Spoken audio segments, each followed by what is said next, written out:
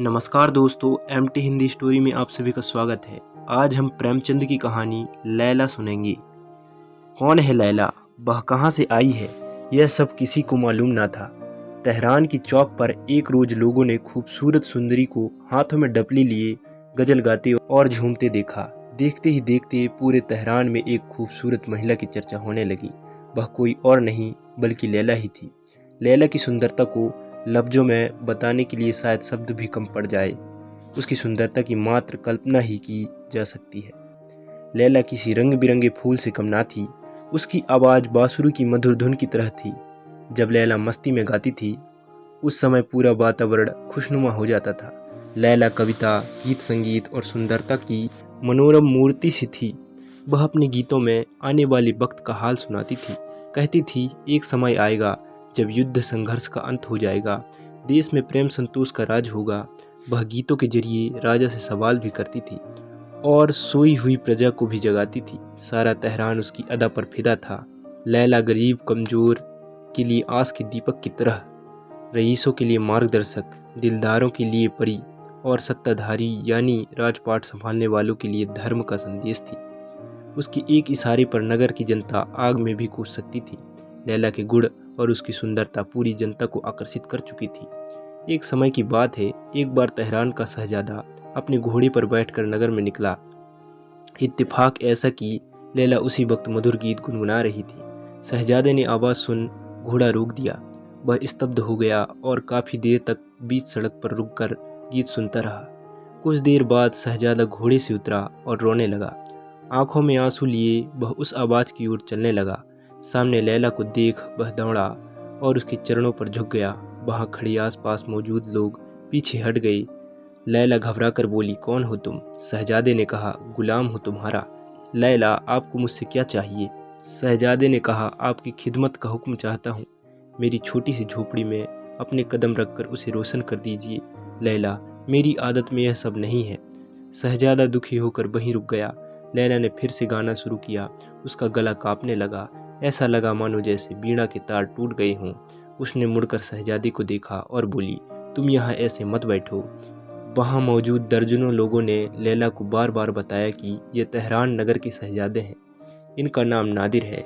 लेकिन लैला को इससे तनिक भी फर्क नहीं पड़ा। वह बोली, बड़ी अच्छी बात है कि ये शहजादे हैं, लेकिन ये यहाँ क्या करेंगे?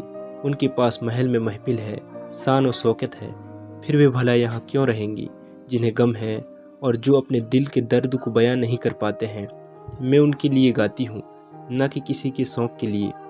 शहजादे ने कहा, लैला, मैं तुम्हारी इस मधुर संगीत पर सब कुछ कुर्बान कर सकता हूँ। मैं अब तक शौक का गुलाम था, लेकिन तुम्हारी आवाज़ ने मुझे दर्द का स्वाद सिखा दिया है। लैला कुछ बोली नहीं और फिर से गाने लगी। इस बार उसकी जुबान से शब्द नहीं फूटे। उसकी आवाज़ पर उसका काबू नहीं था। वह रुक गई। वो डफली लेकर वहाँ से जाने लगी। सभी लोग अपने घर जाने लगे। जैसे ही लैला अपनी झोपड़ी के करीब खड़े पेड़ तक पहुँची तो उसने देखा कि कोई उसके पीछे आ रहा था। वह मुड़ी और बोली, कौन हो तुम? दरअसल लैला का पीछा करते करते शहजादा नादिर उसके घर तक पहुंचा था। लैला बोली, क्या तुम नहीं जानते कि मैं अपने आशियाने में किसी व्यक्ति को भी नहीं आने देती हूँ? शहजादे ने कहा, मैं जानता हूँ। लैला बोली, सब जानते हो, फिर किस उम्मीद में यहाँ तक आ गए हो? इस बार शहजादे ने कुछ नहीं कहा। कुछ देर की चुप्पी के बाद लैला बोली, कुछ खा पी कर आए हो या नहीं? शहजादे ने कहा, अब ना तो भूख है और ना ही प्यास जान पड़ती है। लैला बोली, चलो आज आपको गरीब के हाथ का स्वाद चखाऊं। शहजादा इनकार नहीं कर पाया। लैला ने बाजरी की रोटी परोसी। इस बार बाजरी की रोटी में भी शहजादे को स्वाद मिला। गरीब झोपड़ी में भी उसे आनंद आ रहा था। वह एक सुकून महसूस कर पा रहा था जो शायद आज तक उसने कभी नहीं किया था। शहजादे का खाना खत्म होते ही लैला बोली, आधी रात हो चुकी है, अब तुम्हें जाना चाहिए। शहजादा बेचैन हो गया। उसने जाने से मना कर दिया और कहा, अब मैं भी यहीं रहूँगा। अब शहजादा लैला का साथी बन गया। जहाँ जहाँ लैला जाती शहजादा उसके साथ जाता था। लैला गाती और वह सुनता था। जब यह खबर बादशाह को लगी तो उन्होंने शहजादे को बहुत समझाया, लेकिन शहजादे ने किसी की एक न सुनी। वहीं दूसरी ओर अब लैला की आवाज़ में भी वो पहले वाला जादू न था। लैला अभी भी गाती झूमती थी। लोग आते थे, लेकिन पहली वाली बात नहीं थी जो लैला कभी दूसरों के दिल के दर्द में गाती थी। अब वह अपना मन बहलाने के लिए गाने लगी। इस तरह लगभग 6 महीने बीत गए। एक रोज़ लैला गाने जाने के लिए तैयार नहीं हुई तो शहजादे ने कहा, आज जाना नहीं है क्या? लैला बोली, सच बताना शहजादी, क्या अब भी तुम्हें मेरे गाने पहले जैसे अच्छे लगते हैं? शहजादे ने कहा, मुझे पहले से भी कई गुना ज़्यादा मज़ा आता है। लैला झट से बोली, लेकिन लोगों को अब मज़ा नहीं आता, अब मैं कभी नहीं गाऊंगी। शहजादे ने कहा, हाँ, इसका मुझे भी ताज्जुब है। लैला बोली, पहले मेरे दिल में सभी के लिए समान जगह थी। पहले मेरी जो आवाज़ निकलती थी वह सभी के दिलों तक पहुंचती थी, लेकिन अब तुम औरों से अलग हो गई हो। आज से तुम मेरे सब कुछ हो। अब से मैं तुम्हारे साथ चलूंगी। इस झोपड़ी में आग लगा दो। फिर पूरे तेहरान में जश्न का माहौल हो गया। घर घर मिठाइयाँ बन रही थी। शहजादे और लैला का विवाह हो रहा था। हजारों लोग मस्जिदों में एक साथ नए जोड़े के लिए लंबी उम्र की दुआएं मांग रहे थे। इस मौके पर लैला ने बिल्कुल सादे कपड़े पहन रखे थे। आभूषण का कोई नामो निशान नहीं था। महिलाएं लैला को दुआएं और मुबारकबाद दे रही थी, जिस पर एक सुर में वहाँ मौजूद लोग आमीन आमीन कह रहे थे। देखते ही देखते कई साल बीत गए। शहजादे नादिर अब नगर के बादशाह बन चुके थे और लैला उनकी मल्लिका। उस दौर से पहले ईरान का राजपाट कभी इतना अच्छा नहीं था। बादशाह नादिर और मल्लिका लैला दोनों ही अपनी प्रजा को अपने करीब मानते थे और उनका हमेशा भला सोचते थे। नादिर राजसत्ता की वकालत करता तो लैला प्रजा की ओर से दलील देती। जब कभी राजपाट से थोड़ा वक्त मिलता तो दोनों एक साथ गाते बजाते थे। कभी नादिर लैला की मान जाता तो कभी लैला नादिर की सुन लेता। यह उनके सुखी वैवाहिक जीवन का उसूल था। उस समय जब बादशाहों और महलों में एक से अधिक बेगमों को बोलबाला हुआ करता था, उस वक्त तेहरान के बादशाह पर लैला का एकमात्र अधिकार था। लैला ने राजपाट की सारी कमान अपने हाथों में रख ली थी। अब सारा धन प्रजा के हित में खर्च किया जाता था। सब बढ़िया था, किंतु प्रजा मन ही मन संतुष्ट नहीं थी। उन्हें ये डर था कि अगर ऐसा ही हाल ज़्यादा दिनों तक चला तो वो दिन दूर नहीं कि राजा प्रजा का भेद खत्म हो जाएगा। लैला और नादिर के लाख समझाने के बावजूद भी दोनों वर्गों का भेद मिटाने का नाम नहीं ले रहा। लड़ाइयाँ और विवाद बढ़ते जा रहे थे। सामंत और ऊंचे वर्ग के लोग बादशाह नादिर को मारना चाह रहे थे, जबकि वहाँ की प्रजा लैला की दुश्मन बनती जा रही थी। पूरे राज्य में अशांति का वातावरण था। एक रोज रात के समय बादशाह और मल्लिका आरामगाह में थे। शतरंज की बाजी चल रही थी। नादिर ने कहा, लैला, अब तुम्हारा प्यादा गया। लैला बोली, ये लो शाह, तुम्हारा खेल खत्म। नादिर ने कहा, तुमसे हारने में जो खुशी मिलती है वह जीत में बिल्कुल नहीं है। लैला, सह बचाइए, वरना अब अगली चाल से आपकी हार तय है। नादिर ने भौहें चढ़ाकर कहा, तुमने राजा का अपमान किया है। इतने में लैला बोली, 2 बार मैंने आपको छेड़ दिया है, अब आप नहीं बचेंगी। नादिर ने कहा, जब तक मेरे पास मेरी घोड़ा दिलराम है तब तक मुझे कोई दुख नहीं है। लैला, तो लाइए दिलराम को, हो गई आपकी मौत।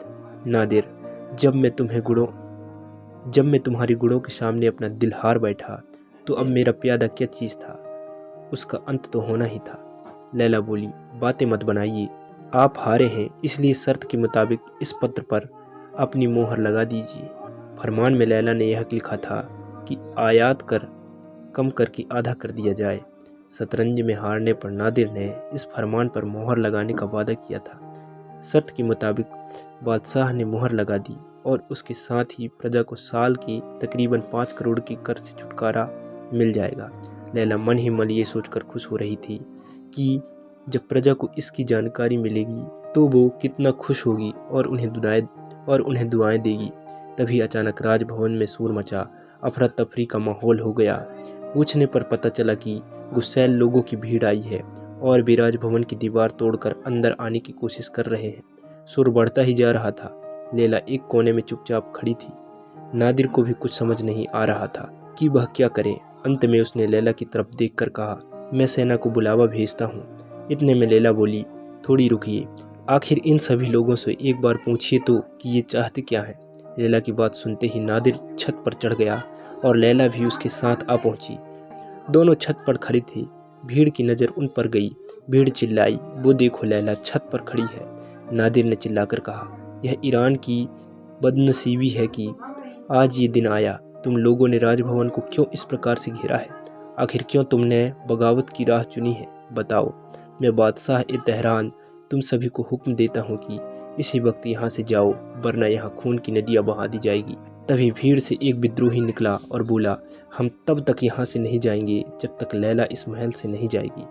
गुस्से में तमतमा कर नादिर ने कहा, अल्लाह से डरो, मल्लिका का इस तरह अपमान करते हो, तुम लोगों को बिल्कुल शर्म नहीं है। लैला जब से मल्लिका बनी है उसने तुम लोगों को कितनी सुविधाएं दी है और तुम ऐसे बेअदबी कर रहे हो। कभी महल में आकर देखो कि मल्लिका कैसे जीवन जीती है। लैला वैसा भोजन करती है जो तुम जानवरों को खिलाते हो। साज सजावट तो दूर, लैला का महल खाली खंडहर है। लैला मल्लिका होकर भी फकीरों सा जीवन जीती है, दिन रात प्रजा की सेवा में ही डूबी रहती है और तुम उसके साथ ऐसा बर्ताव कर रहे हो। नादिर बोल ही रहे थे कि विद्रोहियों में से किसी एक ने चिल्लाकर कहा, मल्लिका हम सबकी दुश्मन है, हम लैला का चेहरा तक नहीं देखना चाहते। इतने में ही नादिर ने चिल्लाकर कहा, खामोश हो जाओ सब।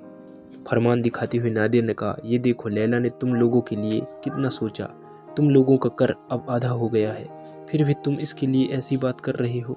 हजारों लोग एक साथ बोले, यह तो बहुत पहले ही माफ होना चाहिए था, अब हम अपनी मल्लिका के रूप में इसे स्वीकार नहीं कर सकते हैं। बादशाह को समझ नहीं आ रहा था कि वह क्या करे। उसे इस हालात में देख लैला बोली, अगर अल्लाह की यही मर्जी है कि मैं डफली बजाऊं और गाना गाकर गुजर बसर करूं, तो मुझे इस बात का कोई दुख नहीं है। मैं फिर से एक बार अपनी आवाज़ से जनता का दिल जीत लूंगी। नादिर लैला को खोना नहीं चाहते थे। उसने घबराकर मीनार की घंटी बजाई ताकि सैनिक बाहर मदद के लिए आए और भीड़ को खाली कराएं, लेकिन ऐसा हुआ नहीं। नादिर ने फिर दूसरी घंटी बजाई, इस बार भी कोई सैनिक बाहर नहीं आया। बादशाह नादिर ने तीसरी बार घंटी बजाई, एक भी सैनिक बाहर नहीं निकला। नादिर ने सिर पर हाथ रख लिया, वह समझ गया कि यह खतरे की घंटी है। अब खराब दिन आ चुके हैं, अब उसे जनता की कहे अनुसार काम करना ही पड़ेगा। लैला नादिर को अपनी जान से भी ज़्यादा प्यारी थी। वह उसका हाथ पकड़े राजभवन के द्वार से बाहर आया। भीड़ दो हिस्सों में बढ़ गई। नादिर और लैला रात के अंधेरे में तेहरान के रास्ते पर चलने लगे। उन्होंने मस्जिद में पनाह ली क्योंकि उन दोनों का अब कोई आश्रय नहीं था। इस तरह दर दर भटकते भटकते पूरा साल बीत गया। दोनों ने समरकंद, बुखारा, बगदाद, हलब, कबीरा और अदन इन सारे देशों की खाक छाट डाली। लैला की आवाज़ का जादू एक बार फिर काम आया।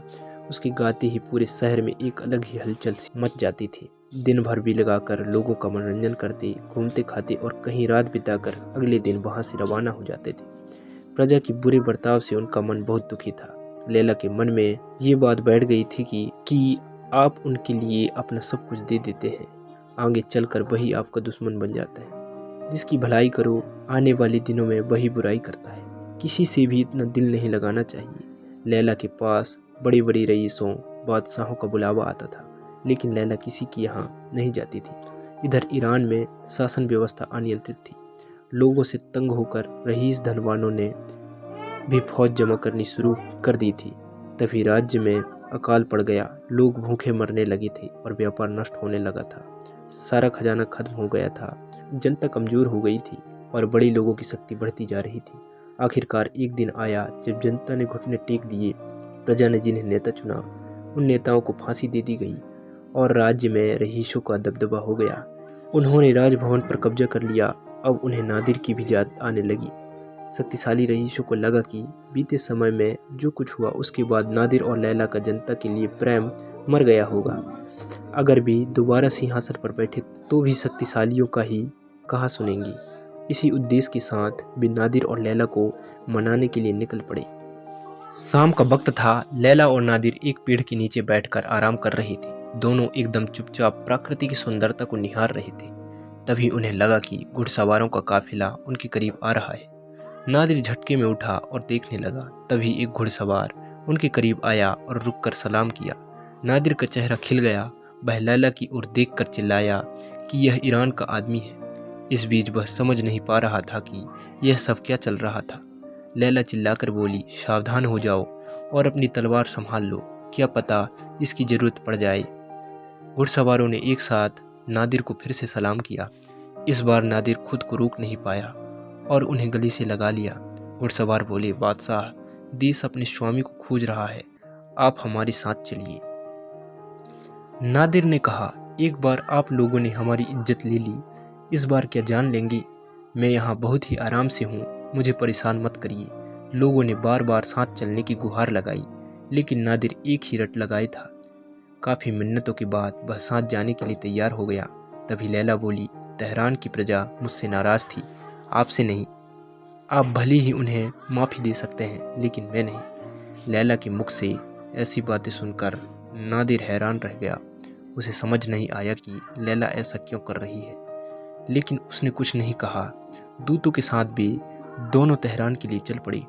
नगर पहुंचते ही शक्तिशाली लोगों ने उनका जोरदार स्वागत किया, जबकि गरीब कमज़ोर लोग चीख पुकार रहे थे। लैला को अब इससे कोई फर्क नहीं पड़ता था। जिन लोगों की तकलीफ़ देखकर एक वक्त में लैला का कलेजा फटता था, अब उनके जीने मरने से भी लैला को कोई मतलब नहीं था। नादिर जब भी प्रजा की भलाई का काम करता, लैला उसमें बाधा डाल देती थी।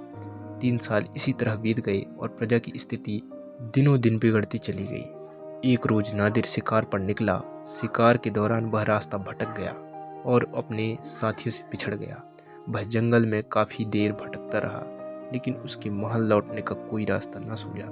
अंत में वह खुदा को याद करते हुए एक रास्ते पर निकल पड़ा। सोचा कि कोई बस्ती या घर दिखे तो रात में आसरा लेकर सुबह महल का रास्ता पूछ लौट आऊँगा। मीलों चलने के बाद उसे गांव दिखा, जहां मात्र 3-4 ही घर थे। तभी उसकी नज़र वहां मौजूद एक मस्जिद पर पड़ी। बहुत रात हो गई थी, इसलिए बादशाह नादिर ने वहां रात बिताने की सोची। वहां एक फटी चटाई पड़ी थी। नादिर उसी पर सो गया। अचानक आहट हुई और नादिर चौंक गया। उसने आंखें खोली और एक बूढ़े को सामने पाया। नादिर ने देखा कि वह बूढ़ा व्यक्ति सुबह की नमाज पढ़ रहा था। नादिर इतना थका था कि उसे पता ही नहीं चला कि सुबह हो गई थी। वह शांत उस बूढ़े आदमी को नमाज पढ़ते देखता। बूढ़े ने नमाज पढ़ने के बाद दुआ मांगी। बूढ़े ने हाथ उठाकर कहा, ए खुदा, तू गरीब का मददगार है, बेसहारों का सहारा है। तू इस क्रूर बादशाह का अत्याचार देख रहा है। तू देख रहा है कि कैसे वो एक औरत के इश्क में इतना डूब गया है कि अपनी प्रजा को भूल गया है। खुदा तू उसे अपने पास बुला ले, या तो फिर हमें अपने पास बुला ले। ये यातनाएं हमसे और न सही जाएगी। ईरान अब इस अत्याचार से तंग आ गया है। आज से पहले बादशाह नादिर ने अपनी ऐसी आलोचना कभी न सुनी थी। दुआ के लफ्ज सुनकर बादशाह नादिर का खून सूख गया। उसे समझ नहीं आया कि वह क्या करे। नादिर वही सोच रहा था। वह हिल भी नहीं पाया। घटना की 1 सप्ताह बाद तक नादिर सभा में नहीं आया। साथ ही उसने किसी सेवक से भी मुलाकात नहीं की। कमरे में पड़ा सोचता रहा कि आखिर क्या करूं।